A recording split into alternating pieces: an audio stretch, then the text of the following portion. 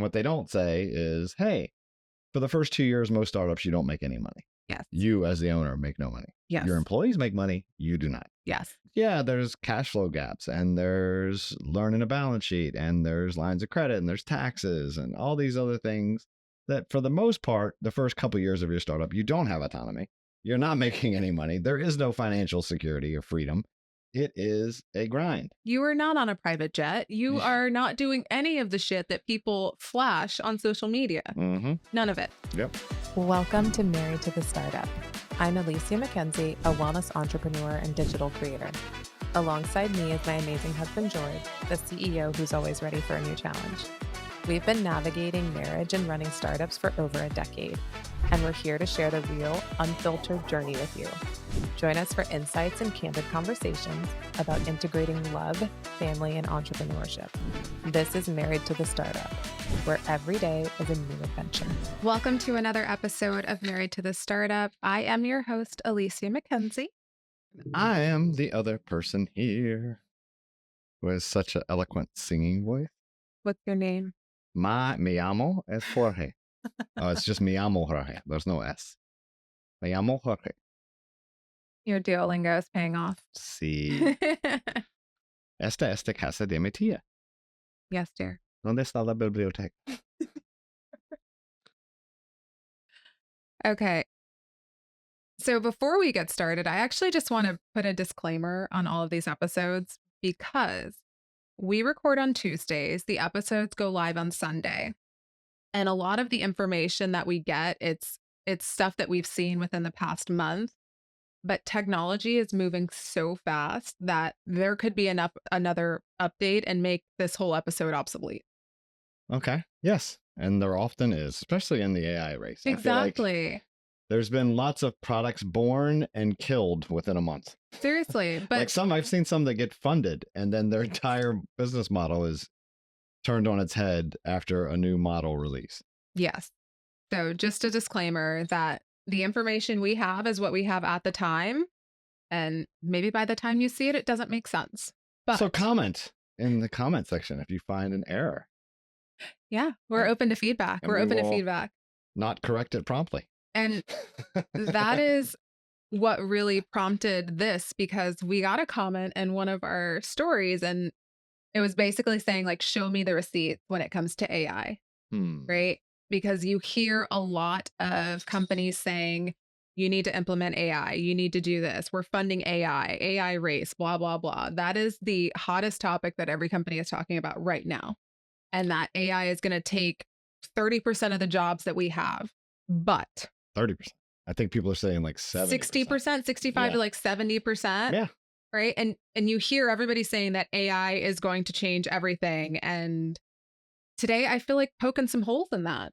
Yeah, I think that's what today's episode really geared around. It's just a bunch of hot takes. Hot takes. A bunch of hot takes. I like hot takes. And this one is top of mind because we have tried implementing certain tools when it comes to producing this podcast. Mm-hmm. And some of them have been good and some of them have sucked. And right. Yeah. I really just want to be transparent when it comes to how we're implementing these tools in our life. Okay. But I think what really spurred this is that McKinsey released a study recently saying that AI could unlock 4.4 trillion in productivity. Yep. Right? Mm-hmm. It's a great headline. It is. And I think I'm pretty sure McKinsey also produced a study it was based on last year's data, around like 90% of all AI projects fail. Yes. And I think it's kind of speaks to what we had talked about at the caveat in the beginning of this episode, is that AI is moving so fast that what you did last year has almost no relevance to what you can do with AI this year. Yes. So that study, it's a great headline, but it's already obsolete. Absolutely. Yeah. But they're also saying that 92% of companies plan to increase investments in AI. And I think we're seeing a lot of that. AI is very, it's frothy right now. Yeah. I mean, everybody's talking about it because there's all of this exuberance around the potential. Mm-hmm. So when you have so much potential for cost savings, i.e., not having to hire people and decreasing direct cost or direct labor to, increase productivity, but also increase profits.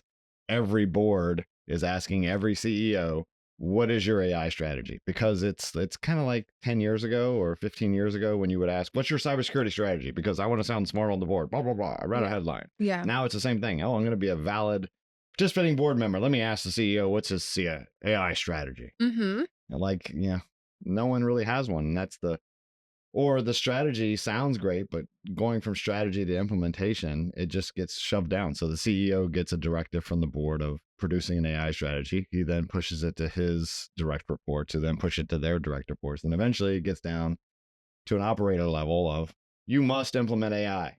And that's when, shit kind of hits the fan, because you got the wrong people kind of designing or architecting what it is, the outcome you want the AI to produce. What is the outcome I want? Yes. And that sometimes is the hardest part. You go straight to, let me I buy want something. 10x. Or I need to implement AI. What is the outcome? Implement AI. Yes. That is not an outcome. That's not an outcome. What is the problem you were trying to solve by implementing AI? Exactly. Are you trying to decrease your overhead? Are you trying to, what? Increase customer satisfaction. Is it, what am I trying to do? Am I going to reduce the need to hire more entry level people into my help desk? I want to automate tier 1 in the help desk with AI so that my people are now become tier 3 and I don't need to backfill any tier 1. Or I want to, move away from off hours. I want AI to handle off hours customer service or monitoring, what have you. Mm-hmm. So having that outcome, I think, is the problem. We haven't got to that point yet. Yeah. So I think what we're seeing is that everybody is spending a lot more money, but nobody has successfully implemented a solution that can be sustainable without eyes on it constantly. Right. And yeah, I think some people are doing it, but it just depends on. It's clunky though. Yeah. Like I think the first use case, the chat that everybody uses, but there's still, I think the use case that's getting used more now than anywhere else is one, AI voice. Almost every help desk that you get called has an AI voice that's trying to schedule you or do a tier 1 triage. The second was coding, like, yes, Codex, Cursor, Claude Code, like all of those have really amplified the ability of someone to develop code. Mm-hmm. Definitely. But on a higher level, like what you're trying to do, right, it has not decreased your workload. Now it's increased my workload. Yes. Yeah. Right, but it has also increased productivity. Exactly. So the way I look at what I'm using it for. So let's say, for the example, what I'm using OpenClaw to do for this show as a proof of concept. Mm-hmm. Right. So creating an AI agent to be a producer, to create a CRM of potential guests, to then research those guests, email those guests, try to book those guests. Like all of that is being done by an AI agent. Yeah. And doing the whole kind of quasi pipeline for guests. And yeah, it's taken me some time and a little bit of time every day to get the agent to do exactly what I wanted to do and learn a lot of lessons and, getting it to function. There's no enterprise management tool for OpenClaw yet. I'm sure someone will build one soon. I mean, NVIDIA has one, but we'll get there. There'll be others. Yeah. But it's doing tasks I would never have gotten around to, like the ability to do deep research and find potential guests, to email them, to wait for responses, to move it through the pipeline. Like those tasks need to be done every day, and having something do that for me is, amplifies my ability to, or the show's ability to. I wouldn't have done it. We wouldn't have hired somebody. Yeah. So now I've filled a vacancy and a function in the show with AI. Yes. And I think what we're seeing though is the simplistic task. Yes. That is taking twice as long as it would have, because people are now reverting to, I want AI to write my email for me. So rather than formulate an email, write it on the spot, I'm going to take the question that I was asked and I'm going to put it into this chat bot, and then I'm going to ask it what I should respond. And then I'm going to copy and paste that. And then I'm going to email it. And that should not be the case. We should still be using our brain for simplistic tasks, such as formulating an email response or formulating a text message. Or my counter to that would be, really, I can have and I'm sure Copilot will do it or can do it. Like I can have OpenClaw read my email and respond for me. That'd be amazing. So it can do it. I do it. It does it now. Are you responding to my emails? Never. You can do text as well. You can tell it what to monitor and give it the credentials and tell it what to respond to. Okay, that functionality has legs. But I think yeah, so then the problem becomes, how do you ensure you get back briefed on everything your agent is responding to? Yeah. Like, oh yeah, you told me, oh, thanks for the happy birthday for my niece. And you're like, oh, you're welcome. We're gonna need the book that Miranda Melly, Priestley. who the fuck was that? Exactly. Well, see, if you think in the future, I have my Meta glasses on, and then you come up to me, and it recognizes your face, and it tells me in my ear, that's John Doe from Oracle, and his wife's name is Jane, and they have 3 kids, and her birthday was last week. Like, all that can just be fed to you. People know you. Yes. And they know that you don't remember anybody's birthday. So when I get my Meta glasses, I should just get them, and then I'll remember everybody. See? But we're going to know that it's fake. How's it fake? Because it's not you. It's not me remembering, but it's me saying it. You barely remember immediate family members' birthdays. You think you're going to remember John Doe's birthday? I won't, daughter. But Meta will, or OpenClaw, whatever I'm using on the back end. Does it seem disingenuous actually doing that in practice? So that's the question, I guess, for humanity. Do you care that someone remembers your birthday, or do you care that they told you happy birthday? Neither. Yeah. Okay. I mean, if you forget my birthday, be a poll question. If you forget my birthday, we're going to have a problem. Yes, that one I'll never forget. Right? If you forget one of our children's birthday, okay, that'd be kind of sad. I wouldn't mind, but I think they would. Mm-hmm. But you remembering some CEO's daughter's niece's birthday, like that just... Yeah, but that's one of the qualities or skills of a highly effective salesperson, is knowing those details, to be your friend, even though they don't know you personally. I really think I should have gone into sales. Yeah, because like Salesforce, they have, or most all CRMs, they have the fields, and you put all that in. So when you get off the call, when you learn about them, you put it in there. Mm-hmm. And then you read that before you make the next call to them, and you're refreshed with, hey, how's Johnny doing in baseball this year? Like things that make it sound like you know them. Mm-hmm. And that helps. Definitely. So back to our AI topic. Okay, so back to the AI topic. So AI hasn't reduced workload. It hasn't reduced workload. Well, I think it has in certain cases, right? Like, but the things that people see, it hasn't reduced workload, right? If you're not a coder, you haven't seen. Not everybody, but I think that even with the coders, I think they did a study, and they were saying that they are like, I'll misquote it, but let's say they're 10x more productive. Mm-hmm. And they found that because of that more productivity, they're actually working more, right? They're getting more done faster, and they're continuing to do it. It's not like, oh, yesterday I could produce 100 lines of code, and it took me 8 hours. So now I'm working 8 to 10 hours, and I'm producing 10,000 lines of code. Yeah. Versus, if you were to do just raw math, you'd be like, oh, 1,000 lines of code today took 8 hours. 1,000 lines of code tomorrow takes 2 hours. He has 6 hours of free. Yes. No, you're just reinvesting those 6 hours or 8 more hours into doing more, because you're now getting more complicated tasks assigned because you're producing. It's always that law of, when you produce more, you get more. That's one of the selling points of AI, though, right? You're going to be able to do more work in a shorter amount of time, which means you're going to get 5 more hours back in your day. But alas, people are not actually doing that. They're just continuing to produce. Yeah. Why would I? Like, if I'm paying you for 8 hours a day, I want you to work all 8 of them, mm-hmm. which means produce more. Yeah. So that's one of the downfalls. I think another downfall is the subscription spiral. You are now subscribing to how many different LLMs? Oh, that's ridiculous. And you're paying for... I don't even know what you're paying for anymore. We've got Claude, we've got Chat, we've got Gemini. I have them all because I'm evaluating them, and then I'm also using them for discrete tasks based on which model is best for that task. Mm-hmm. But the compute, the compute is bad. But then every time you want to do, I'll run, for example, like I've been doing the voice testing, mm-hmm.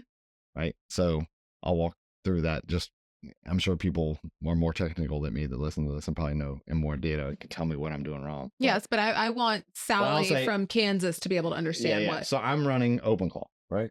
And that's free. Ooh, OpenClaw is free. That part doesn't cost any money, but I'm running it on a Mac, which does cost money. So then it needs a brain. So I have its default brain using OpenAI with, ChatGPT 5.3. It's at like 5.5 now, but I'm using the other one because the tokens are cheaper. Okay. And then you get an API key and you pay per million tokens. And that's minimal. Let's say that's $30 a month. And then I have Claude for more complicated stuff, like when I want to build PowerPoints, I want to do a better writing job. And let's say that's a subscription, $100, $200 for the year, I think. Okay. And then we pay more than that, but yeah. So let's say I have that, and then I have Olama, which is a $20 a month API key, and then I use that for like basic stuff. So Kimi K2 is the LLM for that. So like answering email, giving me my status updates, I use a cheaper token brain. So that's 3 right there that it uses based on different things. Yeah. And then when I want to do the voice, I had to get, a phone number assigned and the ability for my OpenClaw to use a skill to talk to it. And then I had to pay, it's like $2 for the phone, and then it's fraction of a cent per minute. But let's say that works out to $10 a month. Yes. And then it has to reconnect back. So when my OpenClaw goes and talks to it, it says, oh, make the call. It makes the call. I hear the voice. I say something. That what I say has to get relayed back to OpenClaw. So the phone needs to hit my OpenClaw server or system. So then I have to use Tailscale, or I have to use Cloudflare. I have to use something else, which is another subscription. Let's say that's $5 a month. And then you're like, oh, it's working. I can do bidirectional calls, but it sounds like a robot, right? It's using a robot voice. So I want to pay for the upgraded voice. So now I need an 11 Labs license, which is another $5 a month. Yes. So now all of this combined to do the phone calling thing, which probably does 10 minutes a month, is probably another $100 a month. Yeah, definitely. So that's just a super easy use case, and I'm very minimally using it. But you can see how the subscription, you have to pay. It's like all along the chain, there's a different fee. For sure. And then you take it a step further. We're getting a Mac Mini. Yes. People are trying to opt out of all these subscriptions, but now they're investing in hardware. Yeah, because now the converse to that is if you buy a studio or a long, then they're making tiny PCs now, or not, I don't know which servers. Yeah. Like tiny servers to run AI models on. So now instead of paying ChatGPT or Olama or Claude or Anthropic or Grok or Gemini, which I subscribe to all of those. But if you take like, you can run, a couple billion, point model on a small piece of hardware like a Mac Studio, which is like 10 grand, or these other ones they're coming out with for like $1,500 or $2,000. You can run like a Kimi K2 or Quen on one of these models in your house that's running on your own server, so there's no token cost. Yeah. So now when you want to ask a question or have your OpenClaw or your AI agent do something, every time it sends that question or the block of string of text back to the brain, it costs nothing because it's just using a local brain. Yeah. Anyway, that's awfully complicated. But yeah. So yeah, so now you buy the hardware and you avoid that cost, but instead of $100 a month by the drip, you're just taking a $1,000 or $10,000 hit all at once. Yes. And you got to maintain that model and update it when it comes out. Absolutely. And train it. And that's another thing, right? The updates, because this is open source. Yeah. Every update breaks shit. And then you end up spending hours fixing what you broke. What you didn't break, what somebody else broke with their new update. Yeah. And because it's open source, so you got 5 or 10 or 1,000 different contributors. And then one decides, oh, I want to redo how the config file is structured to handle this. Yeah. It used to do it this way. I want to do it this way. So let me rewrite all of that. Now everybody's customizations break that were broken, that were built on the other model. Yeah. So what actually moves the needle for us when it comes to our implementation of AI? Yeah, I think building I love Claude Cowork in Excel and PowerPoint. Yeah. What's your default LLM? I have it for different purposes. Like, okay, let's say We are, I don't know, spreadsheet work. Spreadsheet, it's all Claude. Yes. Spreadsheet, PowerPoint's all Claude. What do you default to chat for? The chat would be, I'm finding myself defaulting less to chat. I would go Chat GPT, but now I Slack Melly, our AI agent. So I don't ask questions to Chat GPT anymore. I just ask Melly, and she will answer because she uses the brain from whichever one of those she needs. If you were to advise somebody as a first step to implementing any of this, would it be to go play with OpenClaw? Probably not, unless you're technically savvy. So Yeah. I think if you're technically savvy, yeah, that's probably a great one. Or you look at, Claude Cowork, which I think is fantastic. Like, I think Claude Cowork, it's not an always on agent that will do independent tasks, but you can open it up like inside of Excel with you. And then you have whatever your file is and be like, hey, analyze this file, help me create graphs to better show the financial model. And then it will look at it and goes, oh, I think this is what the file does. Hey, let me run these calculations out for the next 5 years. And then I'll do a cash analysis, burn rate analysis, and create graphs. And it'll do all that for you. And then in PowerPoint, the same. Hey, I want to build a PowerPoint deck for XYZ. Here's a couple of the data points I need to put in it. Go for it. Yeah. So I think that's a really help you amplify your work product if you're using Excel, Word, or PowerPoint as part of your daily work. Where Claude comes in clutch for me, Yeah. creating one-pagers. Yeah, I'm sure it'd be good. It is absolutely like, so it's more creative. It's definitely more creative. ChatGPT is kind of, I'm not using it nearly as much as I used to. Yeah. I think the newest version for chat, it's pretty good at giving facts and it's pretty fast. Is it? Yeah. I think I've had a lot of past run-ins where it hallucinated data and evidence-based, like just writings that I've done. And I don't want to spend my time going to fact check it. Yeah. Gemini is really good for free. Is it? Yeah. And your hierarchy of LLMs. I'm not authoritative, but. Why aren't you? I'm not, because I don't think I think you've played with them enough. Played with them enough. Yeah. That doesn't make me, I don't think formally educated on all of them, but I like I don't know. My default brain for what I use with my OpenClaws would be OpenAI. OpenAI. OpenAI. For your OpenClaws. Yeah. And most time because it was slightly cheaper and, So yours is cost. Yes, I'm a cost-based. But I think it produces similar answers. Coding, I know a lot of guys that swear by, Codex, and they say, oh, OpenAI is great at coding. And then others that are like, no, Claude's the best. And a lot of times you build one in a cheaper model, have it, or the vice versa, sorry. I know people that use Claude and have it architect what it's supposed to be and say, all right, now produce all of the different, independent processes that need to run to make this application work. And then give me prompts for an AI agent to build each one discreetly and then pass it off to ChatGPT and say, all right, write that. If you had an unlimited budget, would that change how you implemented things? Yes. Because then I would just always go for the best model possible. So you think spending the most on it is? No, that's where I think the industry will mature. It's the same with people, right? I think I was talking to somebody about this the other day. It's the same as I have tasks to do in my job. Yes. And in your office. So let's say, we'll use Next Chapter as an example, right? You have people that help you with events. Yes. Right? So when you have people help you with events, the person that's going to take stuff out of the car and bring it in the building, do they need to be senior level event planner? No. Right. The person who's creating the images, do they need to be a senior level event planner? No. Okay. So then it's the same with an LLM. So like I'm trying to plan an event with an AI model. So bringing the stuff from the car into the room, I don't need to use an expensive model for that. I would just use the cheapest model I can get because it's low cost labor. It's same on the AI side, low cost labor. Dumb. Doesn't have to be smart, just has to do that and that. Yeah. So why spend more than you have to?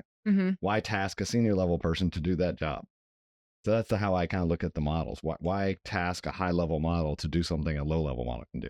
So that your junior employee is like an agent running on a slower model. How is Anthropic trying to pull all of this in house? Right? Because right now you're going to this company for this, you're going to this company for this, you're going to this company for this.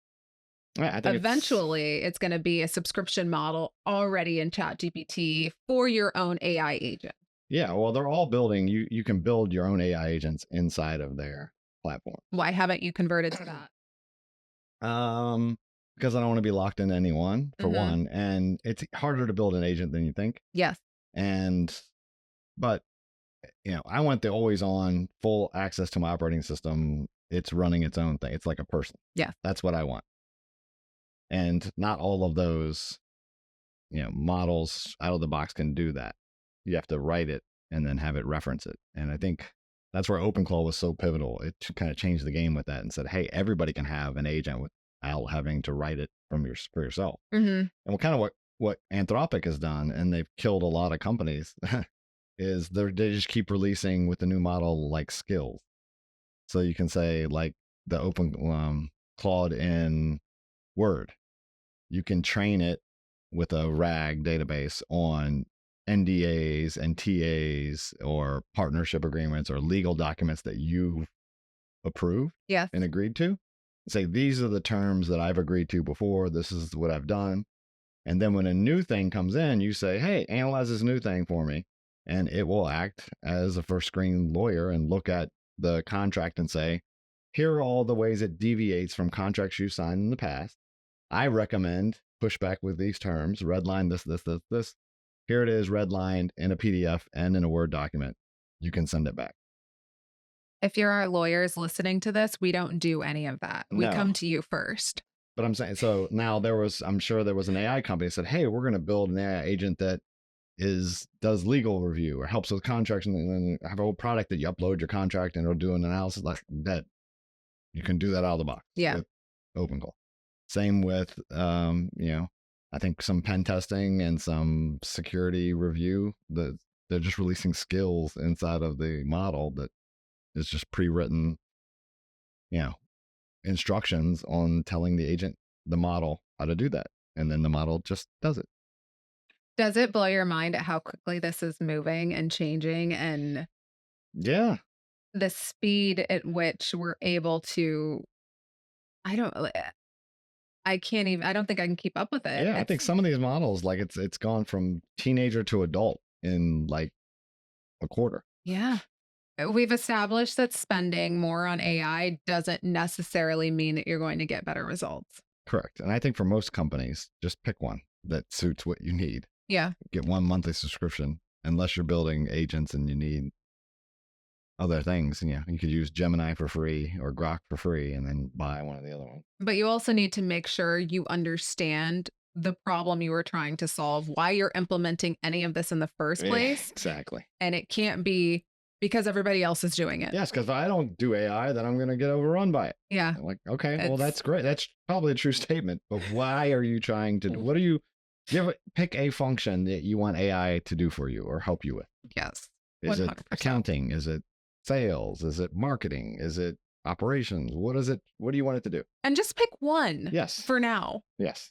Don't try to change all of it at once. Pick one. I would say the one where you're burning the most cash. Time or cash, yeah. Time and cash. If you can save some by making an implementation of some of this, then choose one. Yeah. Okay, moving on.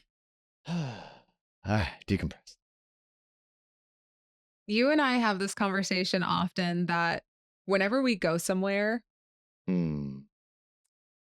it's really hard to live up to our past experiences. And now we feel like we've gotten to a point where we're burning money because it doesn't live up to the hype.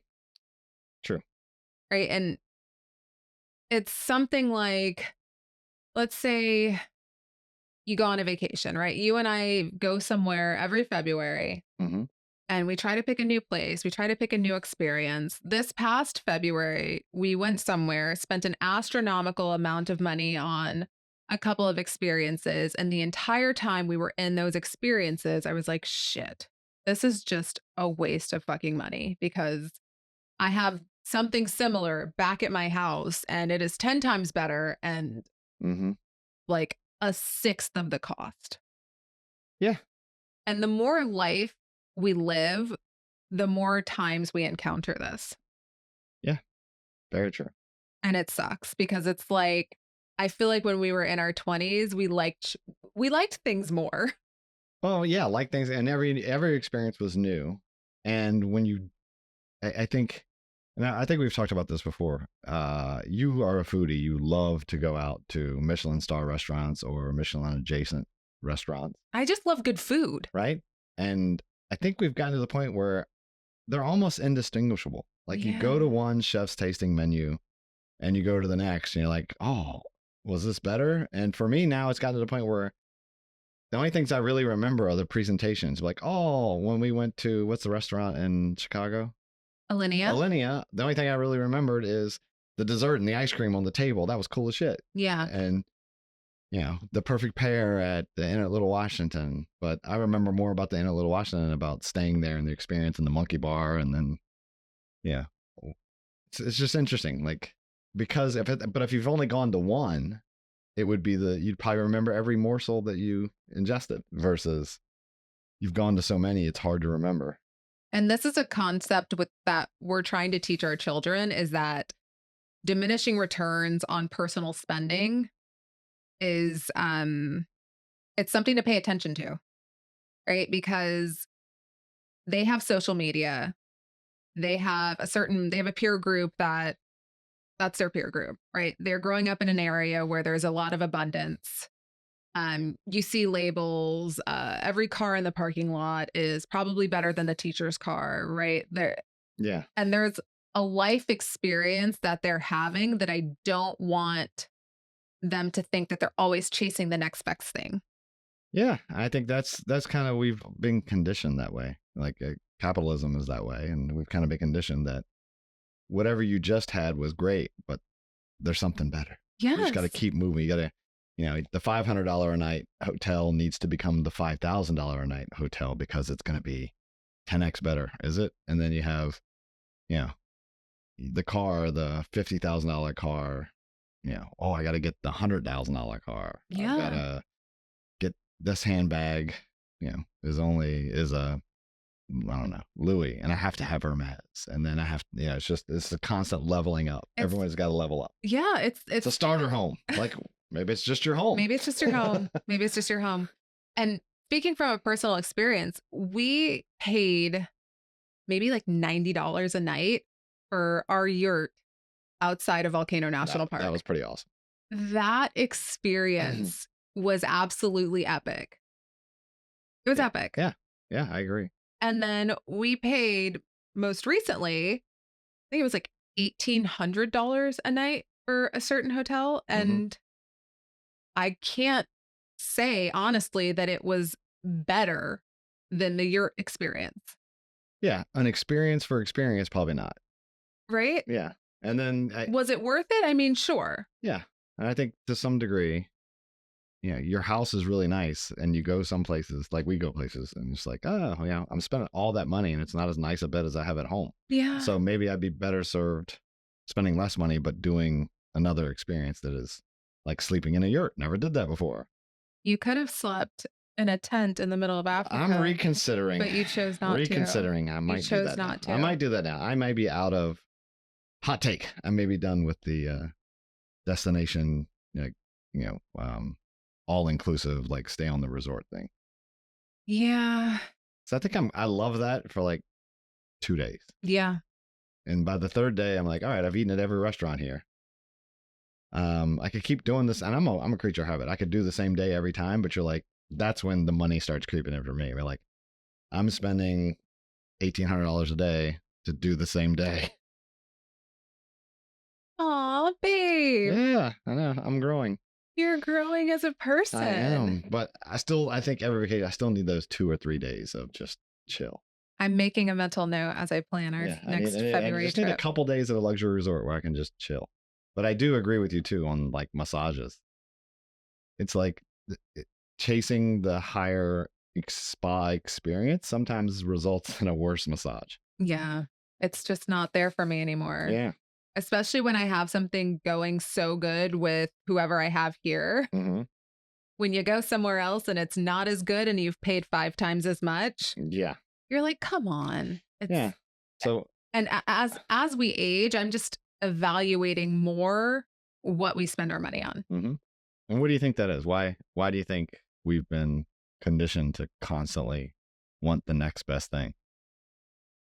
We've been fed this narrative that this is what you're supposed to want, Yeah. right? But and it's not even, I can't even blame social media. Think about television shows. Think about Fresh Prince of Bel-Air. Think about all of the things that you grew up watching and how that impacts the way you live your life today. Yeah. I mean, that's the Right? Clueless. Yeah. All the movies we saw, Scarface. Yeah. Right? There's a lot of things that we're fed via entertainment that we take as reality. True. Yeah, I think understanding what makes you happy. And it's That's really hard. And I think that sounds like the easiest question in the world. yeah. What makes you happy? And when you try to break it down, it proves to be very difficult, especially when you start to carve away the things that make you happy that you just say because everyone says you're supposed to say it. Okay, I can tell you a moment in the last 7 days where I was so freaking happy. And I don't think you would guess it. Okay. It wasn't when you got your new purse. I got a new purse. Oh. Oh, I'm joking. I'm joking. No. I'm joking. And you know what's funny? That is a subscription. I will send that thing back because I'm not spending money on it. Yeah. That is a I subscription. was just joking. Okay. No, what night was it? Sunday night. And after the baseball game, Okay. and we had 3 picnic tables full of kids eating fruit and pizza and sandwiches and drinking water. And then after they're done eating, they go out onto the baseball field and they have a tennis ball. And you've got one coach just tossing a tennis ball at these boys as they're trying to hit home runs while he's standing there eating a sandwich. And you and I are up on the railing and we're just looking down on all of this chaos that is running around. And I was truly happy that our children get to grow up experiencing such just simplistic joy. Yeah. Nobody had a screen. There were no devices anywhere. And it was amazing. Yep. No, that was pretty epic. And it was like a safe, that little league space is so fantastic. And like kids were running everywhere. Parents were just kids can just run through the park. No one's, worried about them. And then they're on the field playing, having fun. Yeah. It was great. That was a great experience. So I look back at my 20s and spending money just for optics. Yeah. Right. And one thing that will still get me, if I walk into a store and I'm dressed like a bum and I am treated a certain way, it makes me want to flex that financial muscle. Yes. Very much so, like the Pretty Woman scene where she walks in and she's dressed like a hooker because, lo and behold, she's a hooker. But hot take, she was a hooker. They ignore her. And then she comes back and she spends a ridiculous amount of money. And she's like, you just made a big mistake. Big mistake. Yeah. Right. That moment. And that still gets me sometimes. Right. Like if I walk into a store and I'm ignored or whatever, treated a certain way, I want to flex so hard. But I am growing as a human. Good for you. And I walk out. Nice. Right. So it's spending for optics versus spending for actual enjoyment. Yeah. And I think like once you know what makes you happy and what experiences like we talked about that make you happy, then you start to realize that there's not a big paywall for luxury to make you happy. Right. It's all bullshit. Yeah. Like you talked about the yurt. The yurt was quite inexpensive. Yeah. Compared to the other luxury hotels. And we were 10 minutes from a volcano that was erupting. Yeah. It was pretty epic. It was amazing. Yeah. And that experience is one of my favorite experiences of my life, being able to go out there while it's dark, have the unfettered view of the stars above, and then all of a sudden see the red glow of that lava shooting up. And it's something I can't describe. No, you can't buy it either. Yeah. You absolutely cannot buy it. It was 4 o'clock in the morning. Yep. We were still jet lagged, so we got up and we're just walking through this dark trail, and boom, There it was. there it was. Right. And I think this really matters because people are spending a lot more time online around, they're following everybody in the world, right? You're following the Kardashians, you're following this, you're following that. And you see this aspirational spending happening.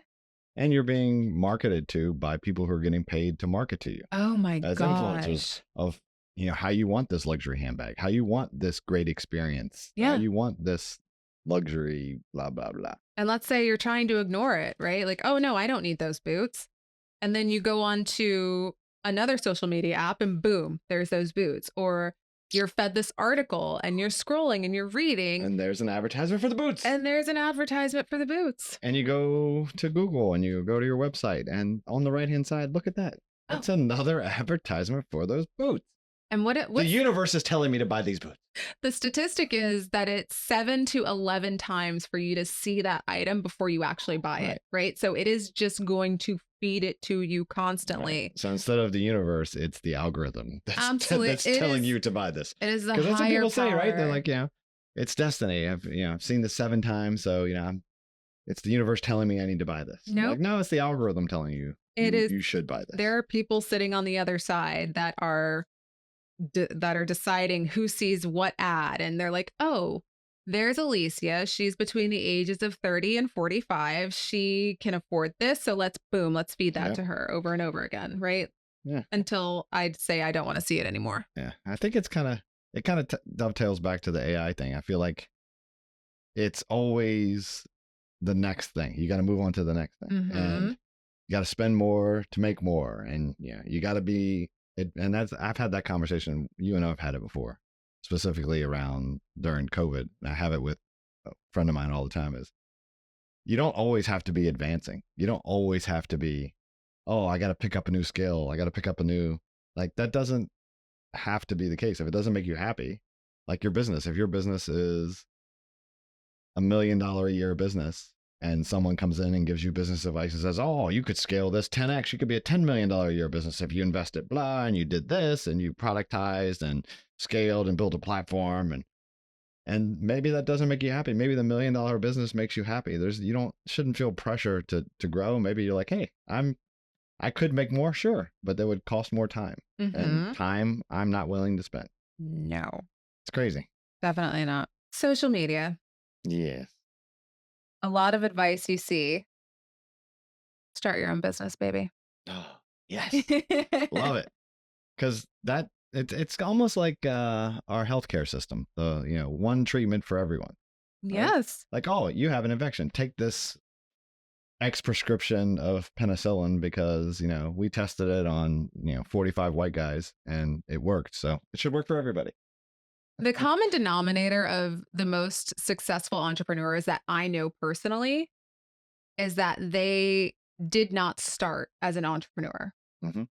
They started working in their industry and they worked their asses off for, I would say, let's say from college age until maybe like late 20s, early 30s before they decided to dive into entrepreneurship. Yeah. Is that true for you? Yes. That's true for you. That's true for me. And I think a lot of it's a valuable, I don't know if it's the sole thing that predicts the success, but it is a predictor of success. Like Mhm. understanding what industry you're trying to disrupt or what industry you're trying to create the business and what outcome or, what are you delivering? What service are you delivering to people? If you haven't lived it or understand the problem, then it's really hard to just say, I'm going to create a business and go at it without knowing anything there is. And sure, there's always successes behind there's a counterpoint to every argument, but I think it's really challenging, and entrepreneurship is not for everybody. And I think that's also the thing is some people, their happiness meter and the levers they're willing to move to make them happy, time, and money and all these things, like, you have to understand what it is that makes you happy. And entrepreneurship is great for some people. And most people realize entrepreneurship is great for them when they're working at a job and they go, you know what? this sucks. I want to be my own boss. I think I have a better way to do this. Yes. Or I experience a problem in my life and I go, I have a better way to solve this. And then that is a great way to start a business versus what I think is being marketed, especially in social media and such, is here's this, low code, no code way to start your own business, have your own SaaS platform in 3 days, or, oh, hey, how to make money on Amazon, become a seller, start your own business. Yeah. Right. And this is how I used AI to make $3,000 a week. The worst fucking advice you will ever see. Run the other direction. Yes. Run the other direction, because people are not, they're showing you all of the highlights, right? They're showing you all the highlights in an industry that you have no idea. You have no experience in it. So if you haven't actually worked in the industry that you are trying to start your own business in, right? Big old air quotes. Yeah. Like, what are you even doing? Yeah. Why would I start my own business? What are they selling me? And it's what? Own your own time, right? Be able to if you buy my course. Yeah, then I'll teach you. You can have financial freedom. You can have freedom over your own time. You can set your own schedules. You can work from anywhere. You can be autonomous. Yeah.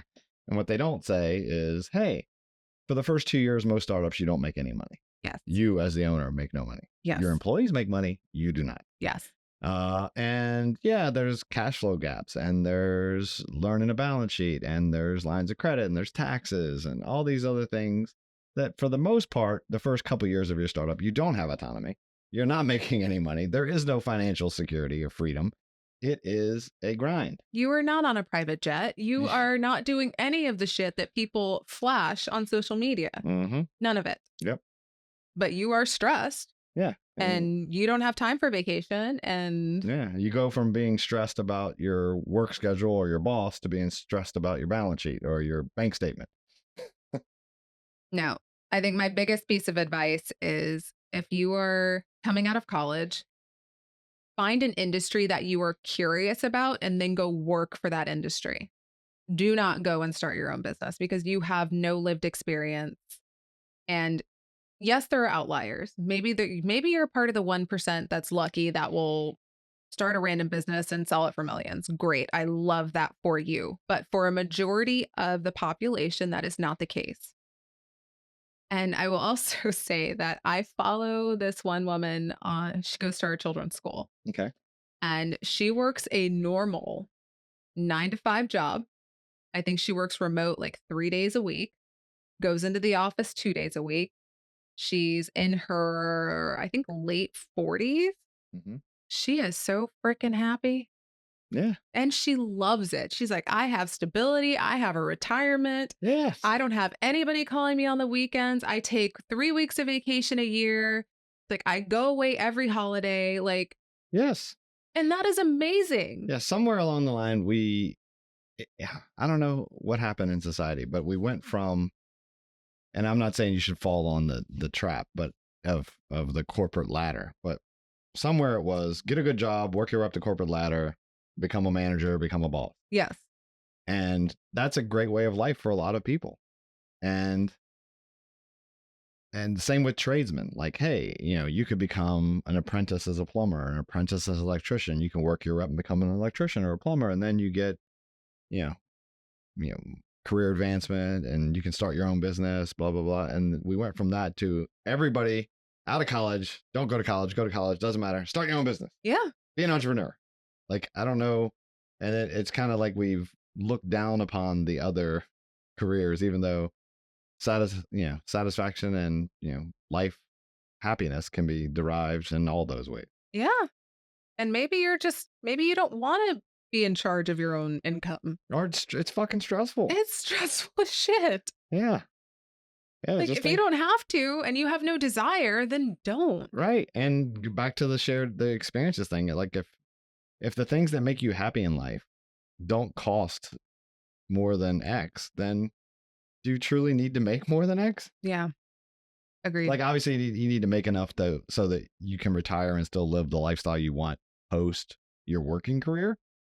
But, if you can save, like with the retirement or a 401k, and you can get to a place where you can retire at 65, 70 but all the time you're working in a job that provides you leave and you are happy doing what you're doing, and you get to have those experiences because you can do them with the budget that you afford, then you don't have to continually achieve or start your own business. Yeah. You can be happy wherever you are. Someone once told me that I think when you start your own business, you're usually younger, right? You maybe got little kids and you always feel that guilt because you were working so freaking hard, Mm-hmm. right? And you're missing things and maybe you have to travel a lot, right? When you started DPS, you were always working. Yes. But the kids were small. Yeah. And the most amazing thing is that they don't remember any of it. Right. Right? They don't remember any of it. And that was a really big takeaway that when you're younger and if your children are small, between, I would say anything under 6, work as hard as you possibly can and get to a point where you can pull off the brakes and be comfortable, or you can pull off the gas and be comfortable. Yeah. Because I think like the time, and maybe I can, it's all about time management.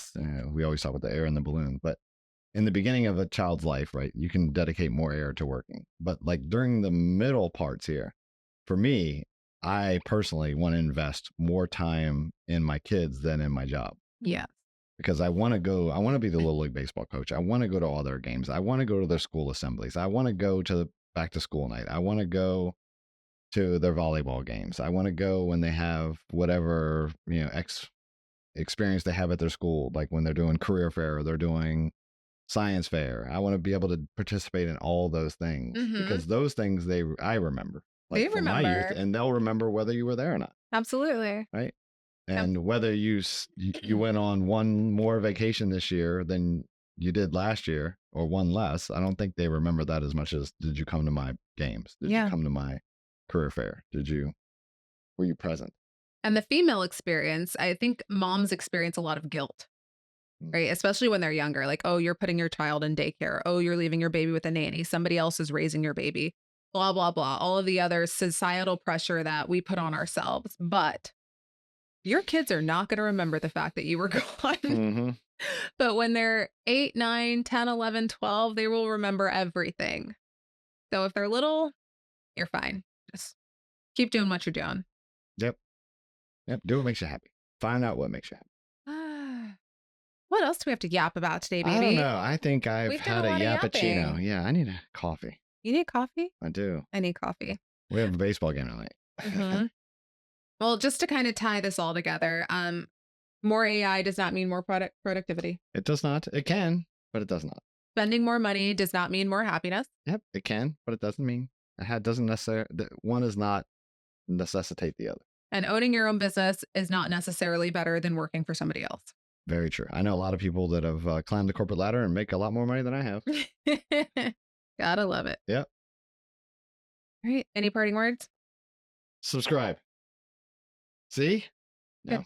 Good job. Was that good? That was good. But yeah, I think if the listeners have any piece of advice that they've gotten that kind of aligns to one of those 3, or maybe it's a 4th that we neglected, drop it in the comment section. All right. We'll see you next week. Thank you for tuning in to Married to the Startup. We hope you enjoyed today's episode. If you did, please take a moment to like, rate, and subscribe to our podcast. Your support helps us reach more people and keeps the conversation going. If you have any questions or topics you'd like us to cover, drop me a message. I love hearing from you guys. Until next time.